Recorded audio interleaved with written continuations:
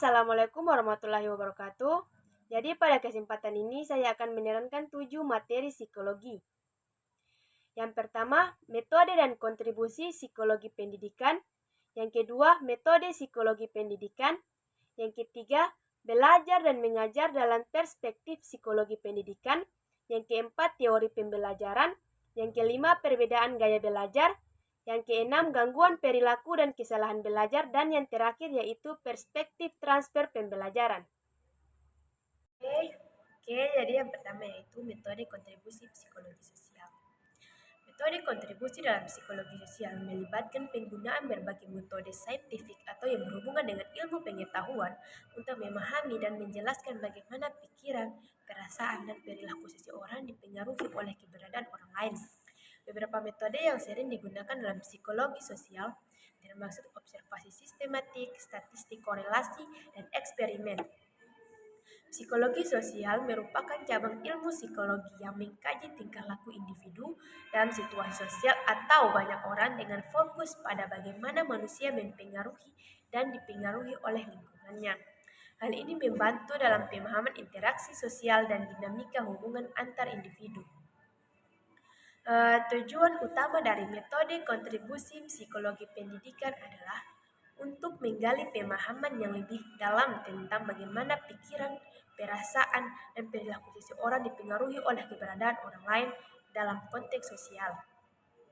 Melalui pemahaman ini, psikologi sosial dapat memberikan wawasan yang berharga tentang dinamika sosial, pola interaksi, serta faktor-faktor yang mempengaruhi perilaku manusia dalam lingkungan sosial mereka.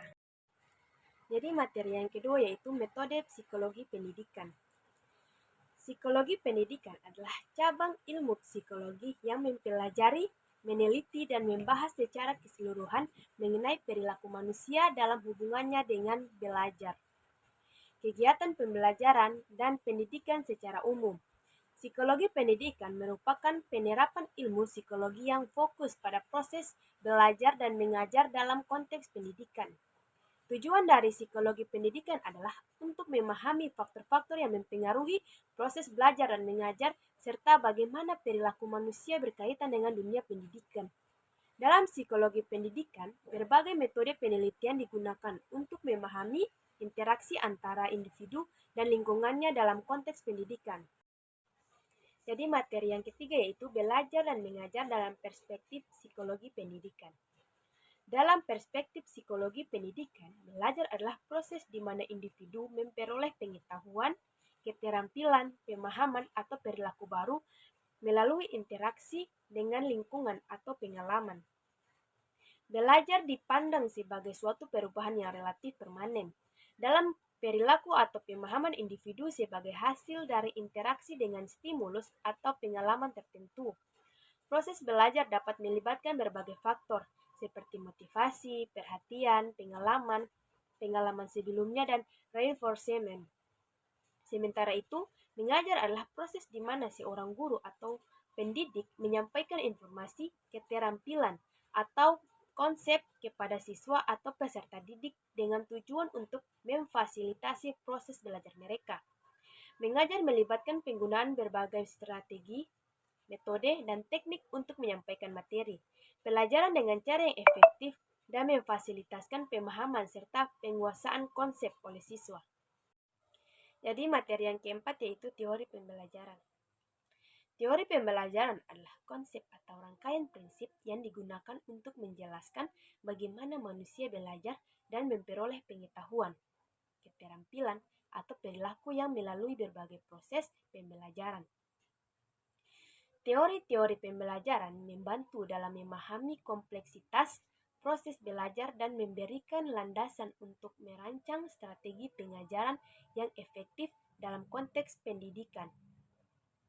Jadi, teori-teori pembelajaran dapat bervariasi mulai dari teori yang pertama, behavioristik yang menekankan respon terhadap stimulus eksternal, yang kedua, konstruktivisme yang menekankan pembangunan pengetahuan oleh individu, yang ketiga ada humanistik yang menekankan kebutuhan individu dalam belajar, yang keempat kognitif yang menekankan pemrosesan informasi oleh otak, hingga yang terakhir teori sibernetik yang menekankan interaksi sistem dalam pembelajaran.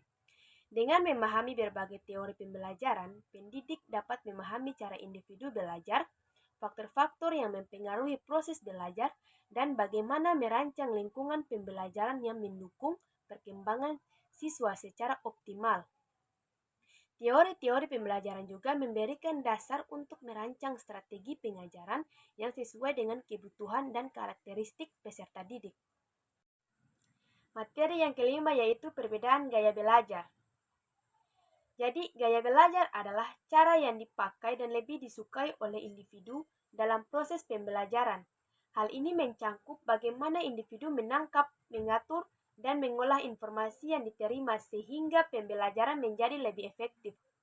Gaya belajar mencerminkan pendekatan, kecenderungan, dan preferensi individu dalam mempelajari suatu materi atau ilmu. Selanjutnya, perbedaan gaya belajar dapat mencangkup preferensi individu dalam menggunakan metode belajar tertentu, seperti visual, auditory, atau kinestetik.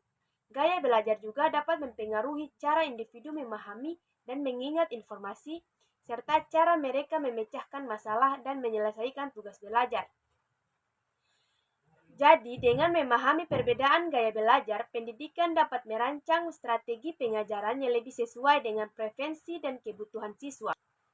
Identifikasi gaya belajar individu dapat membantu dalam menciptakan lingkungan belajar yang mendukung dan meningkatkan efektivitas pembelajaran. Materi yang keenam yaitu gangguan perilaku dan kesalahan belajar. Jadi, gangguan perilaku adalah pola atau kondisi perilaku yang menetap dan berulang, yang ditunjukkan dengan perilaku yang merugikan orang lain, bertentangan dengan norma sosial, atau merusak kesusilaan.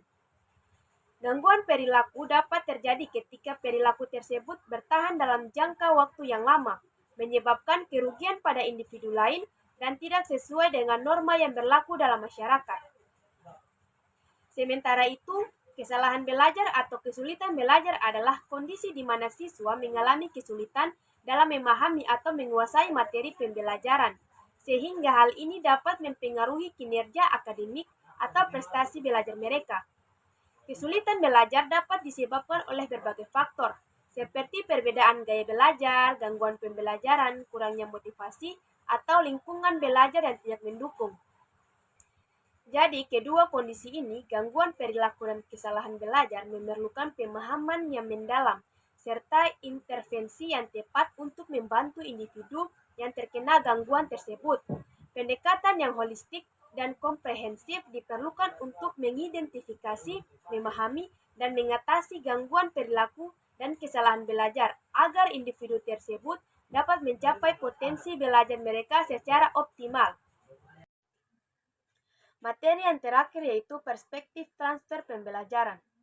Jadi, transfer pembelajaran adalah suatu proses di mana pengetahuan, keterampilan, atau pemahaman yang diperoleh dari pembelajaran sebelumnya dapat diterapkan dan digunakan dalam situasi atau konteks yang baru.